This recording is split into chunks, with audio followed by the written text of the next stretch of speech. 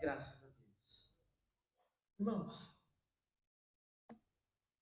todos que sobem nesse altar para ministrar, nessa igreja, eu creio, sobem com muito temor e tremor, né? Comigo não é diferente. Às vezes, quando eu prego, eu me sinto um pouco mais preparado, outras vezes não, mais confiante, outras vezes menos. Mas sempre, sempre eu busco a Deus muito, pedindo que Ele me dê a direção.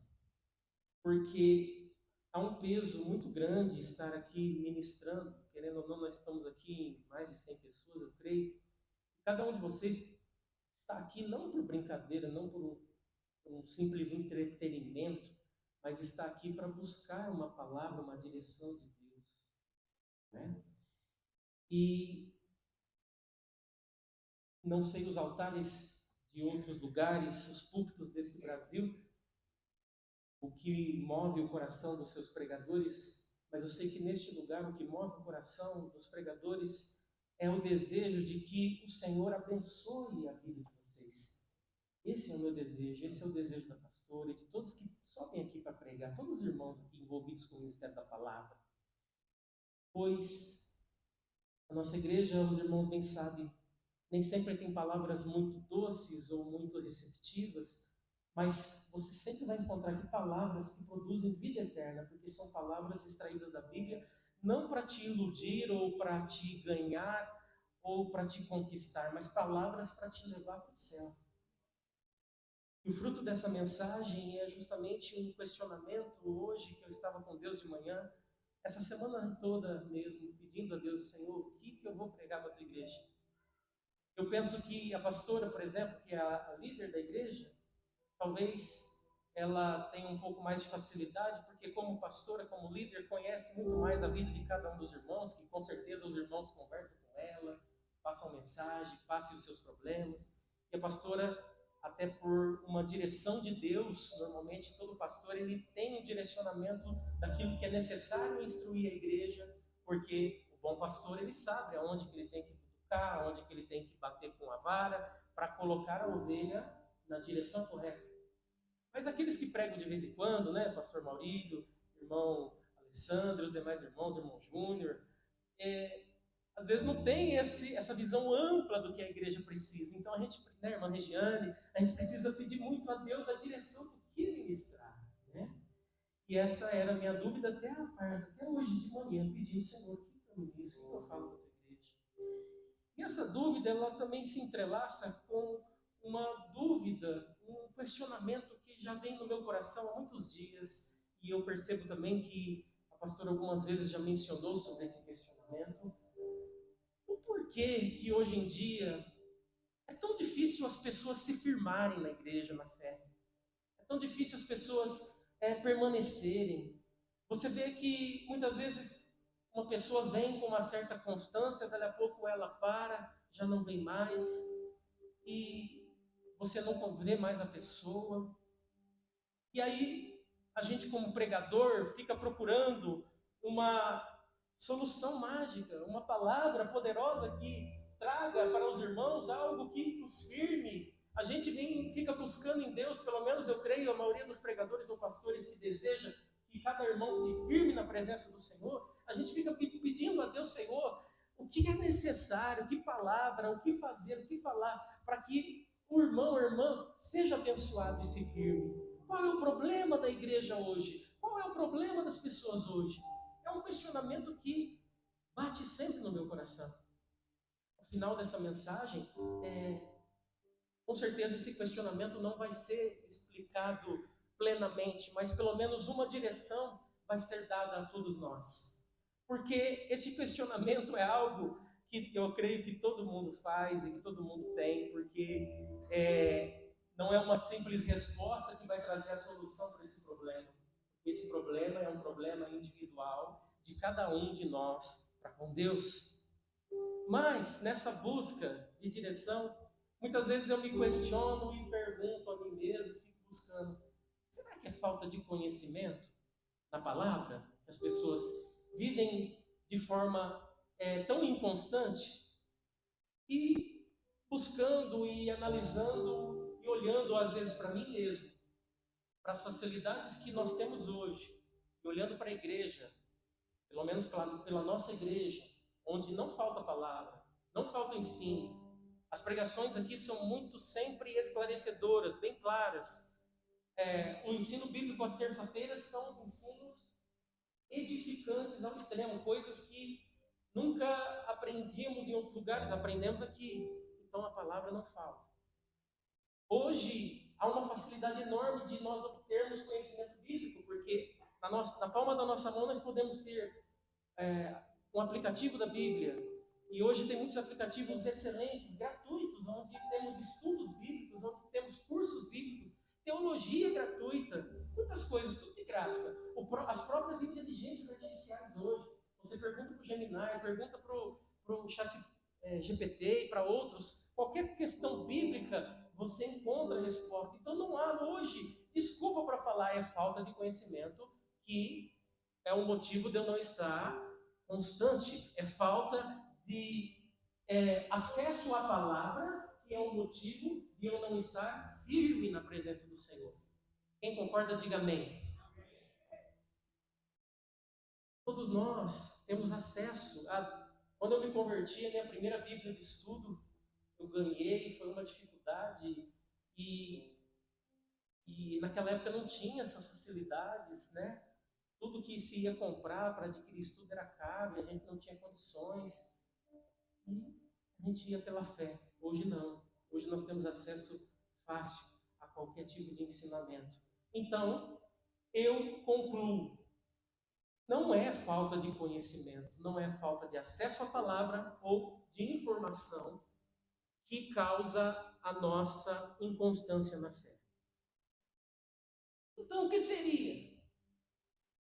E às vezes eu fico olhando, analisando, buscando a Deus, eu fico pensando, será que a nossa igreja, por exemplo, será que falta, e não só a nossa igreja, em muitas igrejas hoje, será que o problema é a falta dos sinais e prodígios que aconteciam há anos atrás, por exemplo, há 100 anos atrás, há 110 anos atrás, por exemplo, quando o movimento pentecostal chegou no Brasil em 1910, através da Convenção Cristã do Brasil. Depois, em 1911, através das Assembleias de Deus, Gunnar Wingre, os missionários que fundaram as Assembleias de Deus. Depois, Igreja ao Brasil para Cristo. Depois, Igreja Quadrangular.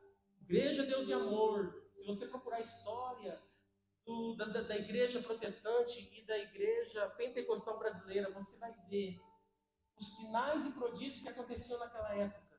Eram tremendos, pessoas sendo curadas, paralíticos andando, mortos ressuscitando, igrejas enchendo. Será que é isso que falta hoje para manter as pessoas na igreja? Para manter a gente fiel? Será que é ver um milagre? Será que é a manifestação dos dons espirituais? Nós estamos orando, nas terças-feiras, aprendendo sobre os dons espirituais. E nós falamos bastante sobre isso. As terças têm sido um assunto muito gostoso de se tratar. E a gente não vê muitos dons espirituais sendo manifestos hoje em dia, em muitas igrejas. Poucas têm. Mas será que é isso realmente que leva uma pessoa a se firmar? É ela receber uma profecia, ela ver eu recebi uma palavra de sabedoria, de conhecimento, uma revelação, um dom de maravilha? Quantas pessoas que você já viu sendo curadas, ou quantas curas você já recebeu? E aí você analisa a si mesmo, e eu também cheguei a essa conclusão, que eu acredito que não seja somente também ver sinais, ver prodígios, receber curas, ou ver maravilhas, que sejam motivo de que a gente se firme na presença do Senhor. Porque eu e você podemos, com certeza, lembrar de alguém, ou conhecer alguém que já recebeu uma cura, um milagre, mas não se firmou, de repente saiu da presença do Senhor, correto? E aí nós vamos para a palavra do Senhor. E aí nós começamos a palavra e vemos lá em Salmo 68. Depois, se você puder ler inteiro na sua casa, você vai entender um contexto maravilhoso dentro dessa palavra. O povo de Deus, por exemplo, no Salmo 78, Asaf é o autor desse salmo. Ele começa o Salmo, nós lemos o versículo 7 e 8. Eu vou ler agora, você pode manter sua Bíblia aberta. A partir do versículo 1 do Salmo 78. Ele diz assim: escutai a minha lei, povo meu, inclina os vossos ouvidos às palavras da minha boca. Abrirei a minha boca numa parábola e falarei enigmas da antiguidade. Ele vai contar uma história da antiguidade, os quais temos ouvido e sabido, e nossos pais nos têm contado. Ou seja, os pais sempre contando as histórias da Bíblia para os seus filhos. Versículo 4: não os encobriremos aos seus filhos, mostrando à geração futura os louvores do Senhor, assim como a sua força e as maravilhas que fez. Porque ele estabeleceu um testemunho em Jacó, e pôs uma lei em Israel, o qual deu aos nossos pais, para que a fizessem conhecer aos seus filhos. Ou seja, a lei, os feitos de Deus deveriam ser ensinados para os seus filhos. Isso vem de encontro até com esse memorial que tivemos aqui, esse evento que foi a apresentação dessa criança. Que cabe aos pais ensinar os seus filhos as palavras de Deus, os ensinos do Senhor, as histórias da Bíblia, e passar as leis do Senhor para frente, de geração em geração. No versículo 5 diz: porque ele estabeleceu um testemunho em Jacó e pôs uma lei em Israel, era uma lei, a qual deu aos nossos pais, para que a fizessem conhecer aos seus filhos. E agora o versículo 6, para que a geração vindoura soubesse. Ou seja, se a gente não falar para os nossos filhos sobre as coisas de Deus, as próximas gerações não saberão. E é isso que nós vimos acontecer na sociedade, não é? Por que a cultura vai cada vez mais se degradando? Todos nós olhamos para os nossos avós e víamos, e sempre às vezes falamos, né? Nossa, a geração antiga ela respeitava mais pai e mãe, né? Quem já escutou essa história, ouviu alguém falar? Nossa, não podia nenhuma criança chegar perto de um adulto falando que ela tinha respeito. Se fizesse alguma coisa, entrasse no meio da conversa, apanhava. Quem já ouviu isso? E as coisas vão mudando de geração em geração. Por quê? Porque esses ensinos, eles não são passados para frente. E quem vai ensinando a nova geração? Cultura atual. E quem governa a cultura? O mundo. E quem governa o mundo? Satanás. A maneira de Satanás atuar neste mundo é controlando a cultura. Por isso que nós vemos uma sociedade hoje dividida entre conservadores e liberais. Por isso que nós temos no Brasil um governo voltado para os progressistas, para os liberais, que defende tudo aquilo que nós defendemos, que são os valores e a família. Na minha oração eu disse que o governo é o reflexo da sua sociedade, das pessoas que votam. Se nós temos um governo assim, é porque a maioria da população é assim.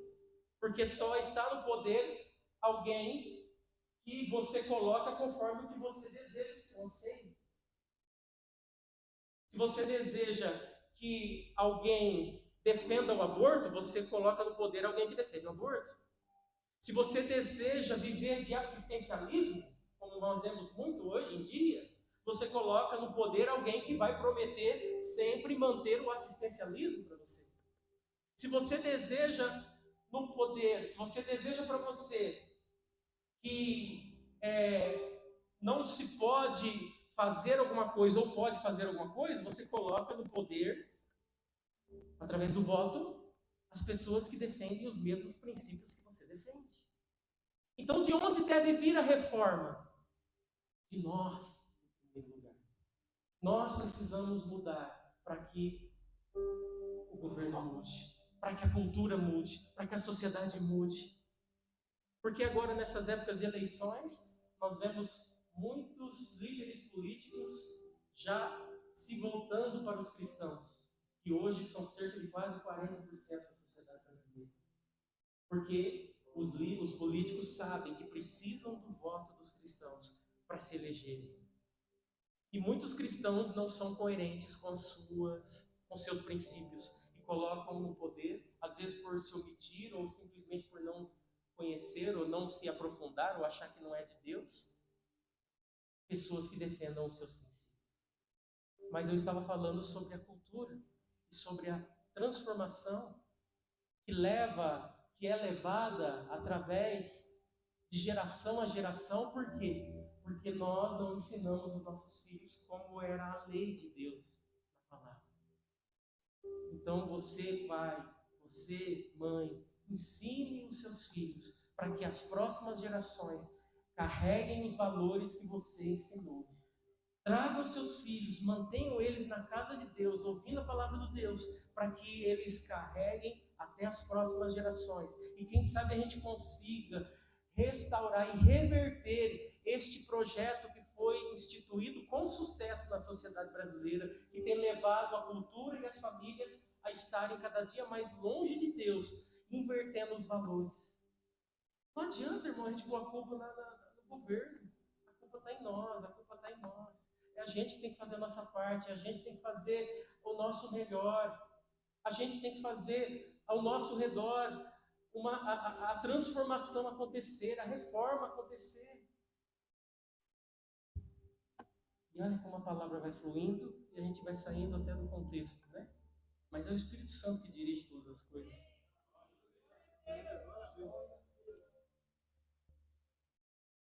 Versículo 6, para que a geração vindoura a soubesse, e os filhos que nascessem, os quais se levantassem e a contassem aos seus filhos.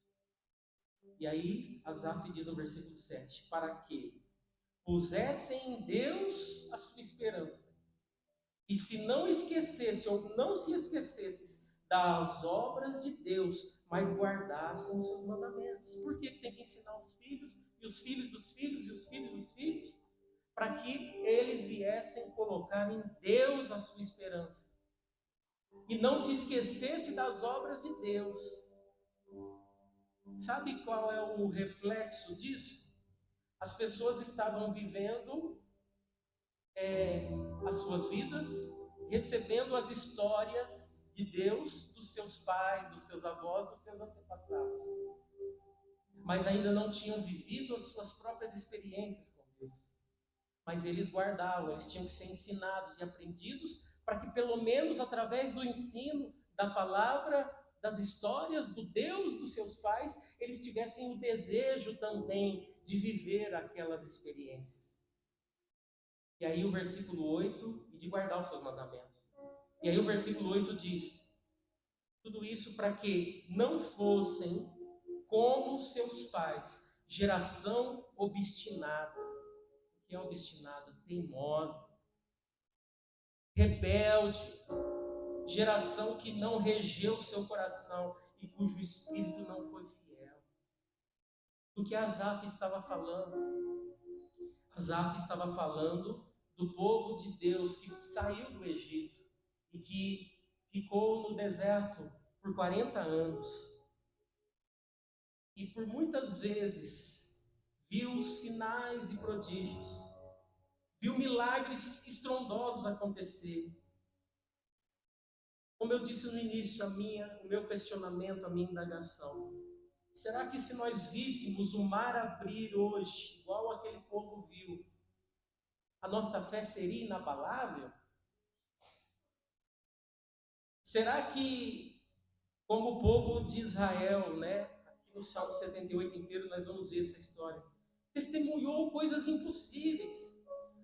O mar sendo dividido, o maná caindo do céu, nuvem de dia dirigindo o povo, coluna de fogo à noite, rocha dando água, comida, carne sendo trazida quando eles tinham fome. E aí, irmãos, como eu dizia, né, dos meus questionamentos, também não é os milagres, os sinais que fazem com que uma pessoa se firme na presença. Porque se fosse assim, era para esse povo não se desviar, concorda comigo?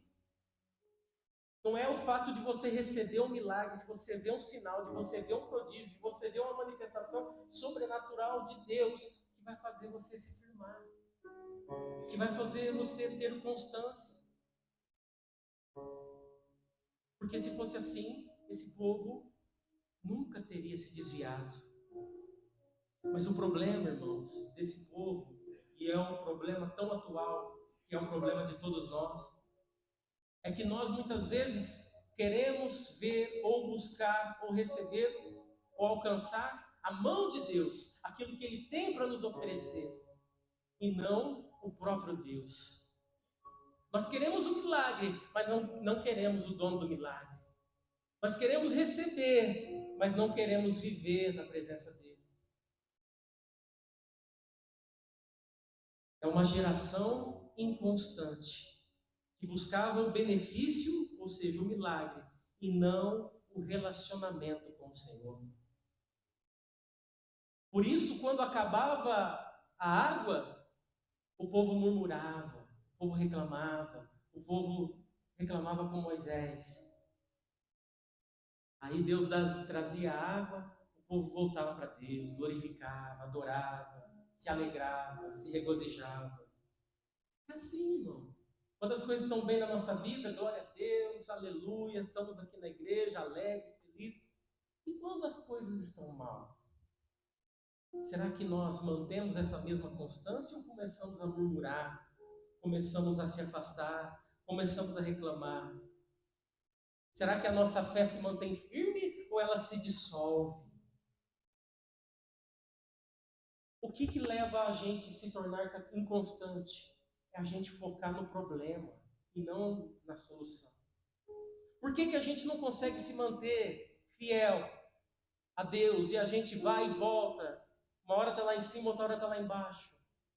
Eu sei, irmão, que isso é só um diagnóstico pequeno. A solução do problema é só Deus, é muito grande.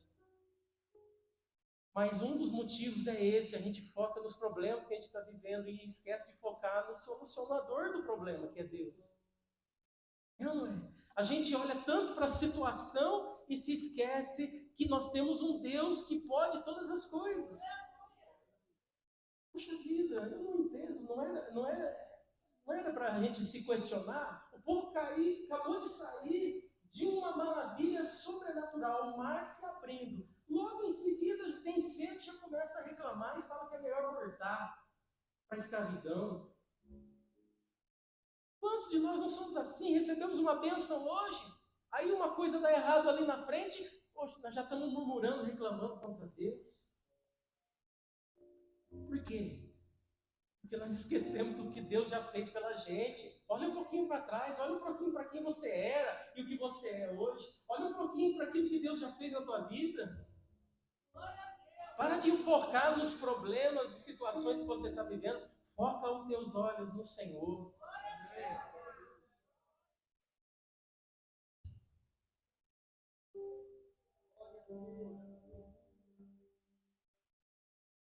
E aí, irmão, como eu disse no início, qual é a solução para nós mantermos a constância, então? Se o problema não é a falta de conhecimento, porque nós temos bastante conhecimento, acesso ao conhecimento, à palavra. Se o problema não é ver milagres, porque nós vimos histórias e continuamos vendo, e Deus continua operando. Então, onde está o problema que nos torna cada vez mais inconstante? Além desta explicação que é olharmos para Ele e não olharmos para o solucionador. Nós vemos outra situação que a Bíblia nos ensina. O exemplo de Moisés, em Êxodo 3. Moisés, os irmãos conhecem a história, não vou me prolongar. Ele fugiu do Egito e ele estava lá pastoreando e ele se encontra com Deus e ele vê a sarça ardente. E a primeira reação de Moisés não foi um triunfalismo, não foi ficar eufórico, não foi ficar feliz, não foi ficar animado com a presença de Deus, mas foi uma autodefesa, quando ele recebe o chamado para libertar o povo de Israel. E ele se diz: quem sou eu? Eu não sou capaz. Ele se sentiu pequeno, sem recursos, incapaz. E aí eu quero começar a desvendar para os irmãos um caminho para a vitória. Muitos se desviam porque tentam manter a fé baseado na própria força. E, ao falharem, se sentem indignos de permanecer na presença do Senhor. Mas uma lição preciosa é que Deus não chama Moisés porque ele era capaz, mas porque ele prometeu, porque ele tinha um propósito. E ele disse: eu estarei contigo. Essa palavra foi ministrada e ele haveria de cumprir. A presença de Deus, irmão, não é um prêmio para quem é forte. Ela é um suporte para quem reconhece que não consegue caminhar sozinho. Então, um caminho para o sucesso e vencer a inconstância na fé é reconhecer que somos fracos e que precisamos de ajuda e que muitas vezes não somos capazes mesmo. Não é se ensoberbecer e achar que pode, que faz ou que é capaz. Porque é nos momentos de fragilidade que nós vemos Deus agindo. É na nossa fraqueza que Deus opera. E aí nós vamos para outra história de um outro homem de Deus que encontra o segredo do poder. O segredo para vencer a inconstância. Que é o apóstolo Paulo, em 2 Coríntios capítulo 12, versículo 9.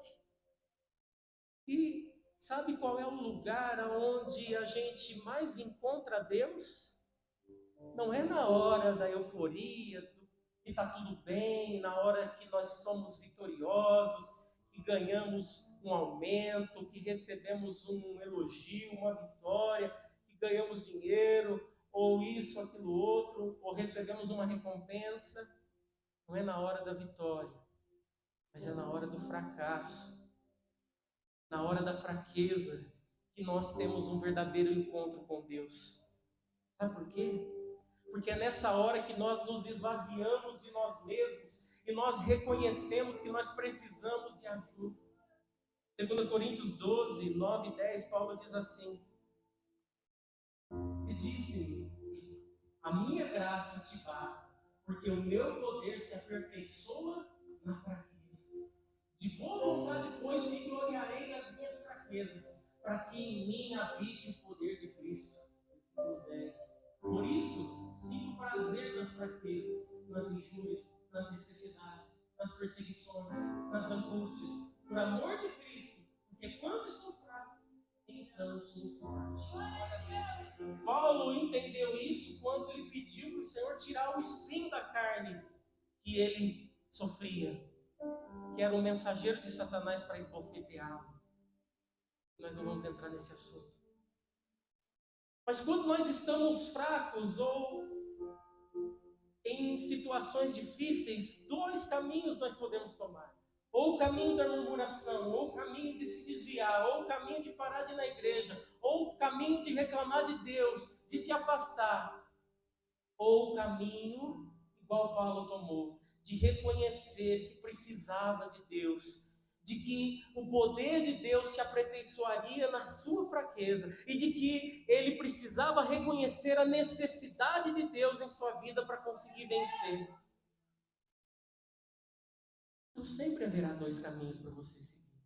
Nos momentos de dor, de angústia, de queda, no momento que você cai, que você peca, no momento que você está desesperado, aflito, você vai abandonar Deus ou você vai dobrar o seu joelho e falar: Senhor, eu preciso da tua ajuda.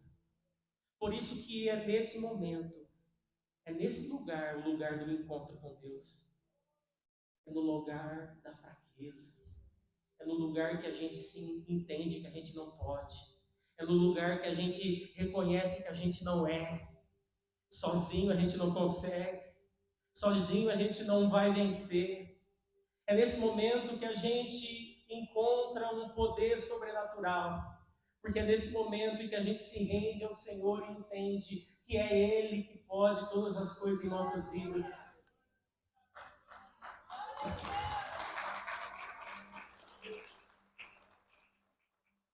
Essa é a chave que falta para muitos.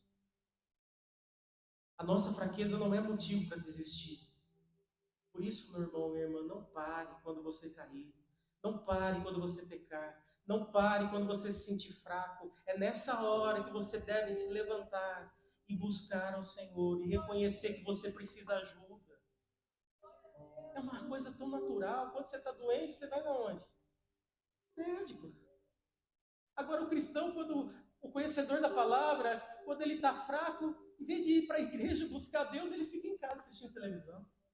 Quando ele está passando por problema, em vez de buscar Deus e ir na igreja, ou pedir ajuda para o pastor, para um amigo que conhece a palavra, um servo de Deus para orar, ele vai contar os problemas para os amigos, ele vai reclamar, ele vai murmurar no Facebook, no Instagram, nas redes sociais. Não é aí, irmão. Quando a gente está doente, a gente vai no médico. E as nossas guerras é assim, quando são coisas naturais, nós resolvemos com ferramentas naturais. Se você está doente, você vai no médico. Se você está com dor de cabeça, você toma um dipirona. Mas as coisas espirituais você resolve com armas espirituais. Se você está vendo que o diabo está te oprimindo, irmão, não é no médico, não é com um amigo, não é nas redes sociais desabafando que você vai resolver. É na casa do Senhor. É buscando a Deus. É dobrando o teu joelho no teu quarto e confessando ao Senhor que você precisa de ajuda. É confessando seus pecados, se arrependendo dos seus maus caminhos e se entregando para Ele, para você encontrar a cura.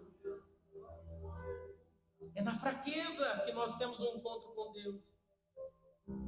Quando tentamos ser autossuficientes, nós desviamos. Quando reconhecemos a fraqueza, passamos a depender não da nossa força, mas da força dele. Onde somos fracos, onde nós não podemos, Deus assume o controle, porque Ele pode.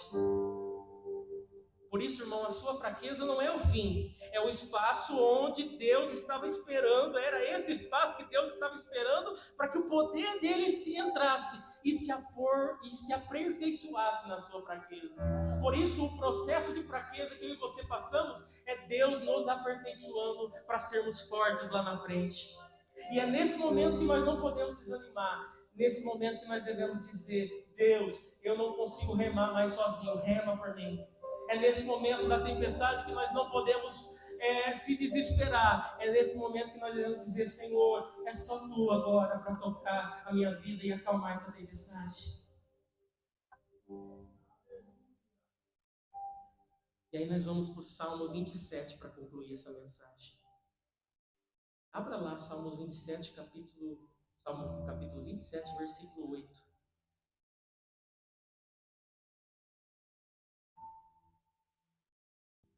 Os irmãos conhecem a história de Israel, tudo o que aconteceu no deserto, tudo que eles viram, toda aquela geração padeceu, ficou para trás, uma nova geração se ergueu, entrou na terra prometida, uma geração fiel, mas a inconstância sempre presente na vida daquele povo. Mas aí vem um homem, um líder, que tinha um coração segundo o coração de Deus, Davi. E ele nos dá um exemplo de mais um caminho para que a gente vença a inconstância, que é o caminho da intimidade com Deus. Em Salmos 27, versículo 8, ele diz assim, o Salmo de Davi: quando tu disseste, buscai o meu rosto, o meu coração disse, teu rosto, Senhor, eu buscarei. O que é buscar o rosto de Deus? É buscar conhecer a Deus. Quando alguém te fala assim: você viu um fulano lá? Eu não conheço. Você tem uma foto dele aí? Ah, tá aqui, ó. Ah, lembrei.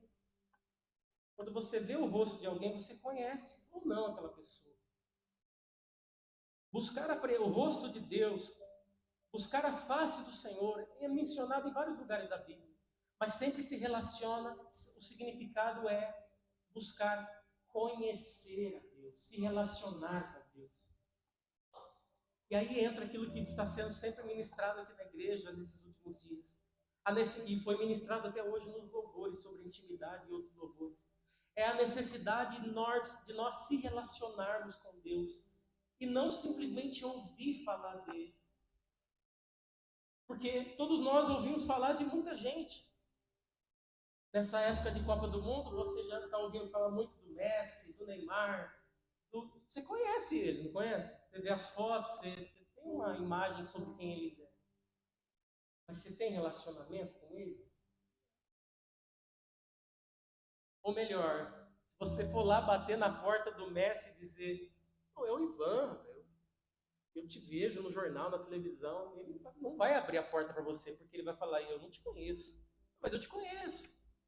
Será que se você bater a porta lá na presença do Senhor em oração, ele vai abrir, ele vai dizer que te conhece?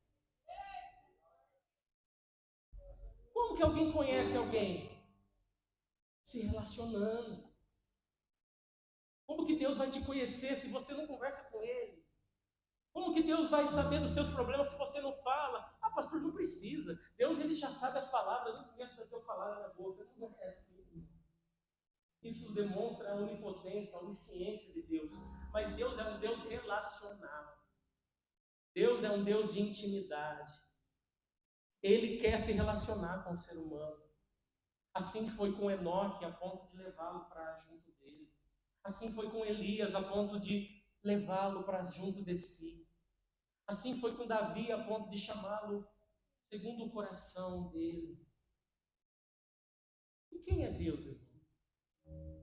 Como conhecemos a Deus?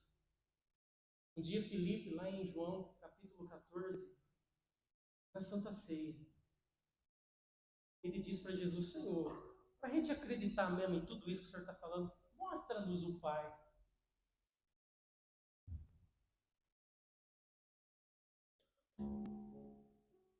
Filipe, vocês viram tudo o que eu fiz, andaram comigo até hoje, e você ainda não conhece?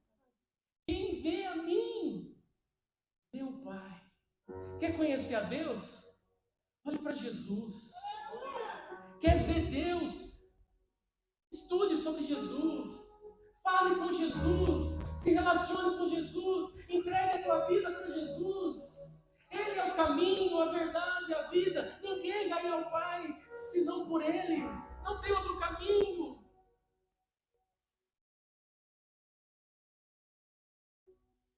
Davi, pensa que ele estava tudo bem quando ele disse essas palavras? O teu rosto, Senhor, eu buscarei. Eu vou buscar tua face, eu vou buscar tua presença. Pensa que estava tudo bem? Não. Ele estava fugindo de Saul, ele estava vivendo um processo difícil, doloroso. Mas ele escolheu não murmurar contra Deus, ele escolheu buscar, redobrar, dobrar a aposta e buscar mais o Senhor. Ele buscou, ele procurou obedecer a palavra de Deus. Por isso que Davi era um homem segundo o coração de Deus. Na hora da dor, do sofrimento, da angústia, ele buscava mais ao Senhor. Na hora de executar a justiça, porque ele poderia ter matado Saul, os irmãos sabem a história, quando Saul estava aliviando o ventre lá dentro da gruta, e ele foi lá e cortou um pedaço da roupa de Saul, os soldados todos, os amigos dele, dizem: por que você não matou? Quem sou eu para tocar no ungido do Senhor?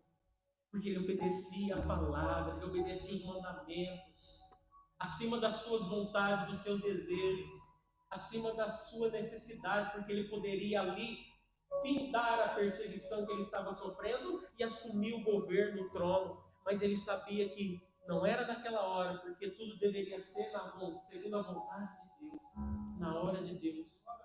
Então as escolhas da nossa vida são essas: obedecer, buscar a face do Senhor, se relacionar com o Senhor.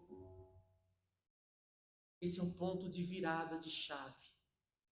E é essa a resposta que eu sempre busco e gostaria de entender o porquê que tem tantas pessoas que não se firmam na presença do Senhor. Uma hora estão firmes na igreja, fogo por, outra hora estão parados. E eu, através dessa indagação, eu chego a uma conclusão. Nós nunca vamos descobrir isso, porque Deus é um Deus de relacionamento pessoal.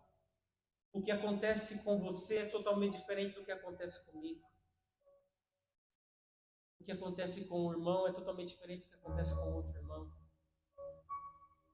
Mas uma coisa, irmãos, para que nenhum de nós saia daqui desesperado e sem uma solução, ou pelo menos uma orientação do que fazer, é a seguinte: nós devemos continuar buscando ao Senhor sempre, aconteça o que acontecer. Seja em fraqueza, seja em fortaleza. Seja avivado ou seja frio. Seja doente ou seja são. Seja alegre ou seja triste. Constante, buscando a presença do Senhor, vindo na casa do Senhor. Talvez você está aqui já faz 10 anos, não acontece nada, mas talvez amanhã aconteça uma mudada de chave na tua vida.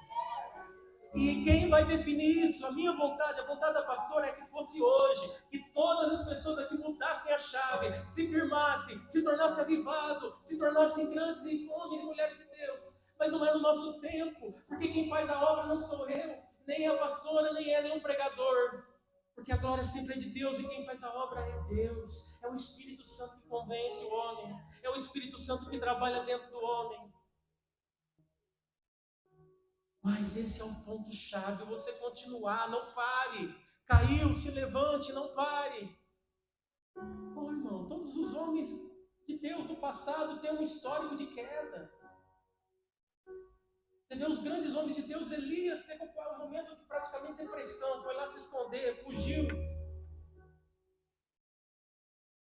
Davi, um homem segundo o coração de Deus, não se afastou de Deus e cometeu adultério com Betseba.